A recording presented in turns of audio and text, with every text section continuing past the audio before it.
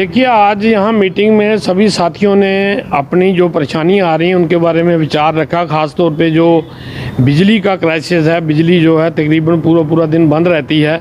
गर्मियों में तो बंद रहती थी, लेकिन अब सर्दियों के में भी ये बिजली जो है बंद हो रही है। सुबह बच्चों ने पढ़ना होता है, बिजली बंद रहती है, बच्चों ने तैयार होना होता है स्कूल जाने के लिए। तो एक तो बिजली का बारे में साथियों ने बताया है। दूसरा एक साथियों ने यहाँ बात की है कि पूरे देश भर में इलेक्शनें हो रही हैं, जम्मू कश्मीर में क्यों नहीं कराई जा रही। और यहाँ तक कि यहाँ की म्यूनसिपैलिटियों और पंचायतों का भी चुनाव टाल दिया गया। यहाँ के जो नुमाइंदे हैं, अब म्यूनसिपैलिटियों की पावरें भी इन्होंने डीसीज़ को दे दी, इसी तरह पंचायतों को भी आगे दे देंगे।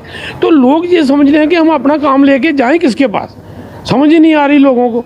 तो उसके बारे में आज यहाँ पे लोगों ने बात की है कि कम से कम जब पूरे देश भर में चुनाव हो रहे हैं तो क्या कारण है कि जम्मू कश्मीर के लोगों को किस बात की सज़ा दी जा रही है, क्यों यहाँ चुनाव टाले जा रहे हैं। कहते तो हैं हम तैयार हैं, जब भी इलेक्शन कमीशन कराएगा तो इलेक्शन कमीशन जवाब देना कि वो क्यों नहीं करवा रहा।